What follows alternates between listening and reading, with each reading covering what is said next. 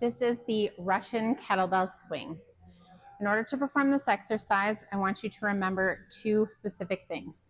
This is a hinge movement, and you should be using your glutes and your hips for power. Start light to get used to the movement, and then build slowly. If you don't have a kettlebell at home, you can also do this with a dumbbell, which I'll demonstrate at the end.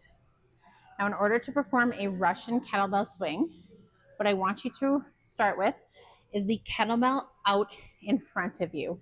We're never gonna start from here. We're always gonna start on the floor out in front of us in order to hike the weight into position to make sure that our back isn't compromised. Feet are about shoulder width apart with this exercise, maybe a little bit wider if the kettlebell is quite large. And I want you to practice before you even pick up the weight, the hinge position. So I'm sending my bum back. My back is nice and flat enough that I could put a tray with a glass of water on it at the bottom. As I send my bum backwards, my hamstrings are actually getting quite tight. So I'm really sitting into my hamstrings. And you'll notice from my ankle to my knee, it doesn't do very much. It stays basically in the same position the whole entire time. So I'm hinging. I am not squatting this movement. Hinge, not a squat. In order to begin the movement, the kettlebell is going to be probably a foot out in front of you. I'm going to grab onto the handles with my thumbs facing backwards. So my thumb is always back. I'm going to start by bringing the kettlebell up in between my thighs. Notice how my bum is back, not down. We're back, and then I'm going to pop my hips and allow the momentum from my hips to bring the kettlebell up to about eye height.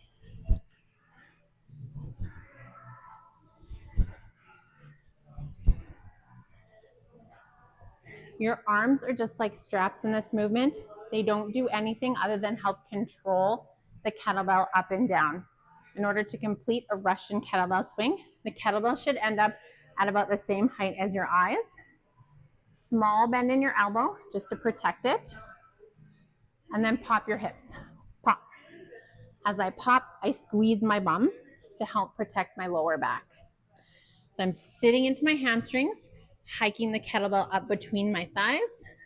Then I'm gonna pop my hips and let my chest come down on every rep to ensure that I'm completing that hinge. Chest comes down, bum goes back, pop my hips, squeeze my bum. I don't want you to thrust too far forward either, just to neutral.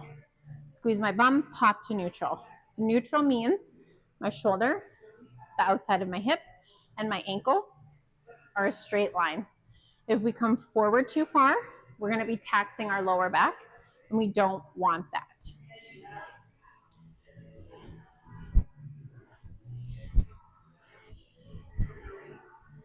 If all you have at home is a dumbbell, you can also complete this movement with a dumbbell.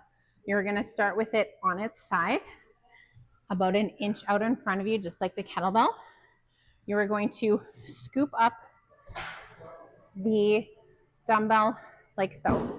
We're going to scoop underneath and cross our fingers so that we're nice and locked in. And I'm going to do the same thing, bring it up between my thighs, pop my hips.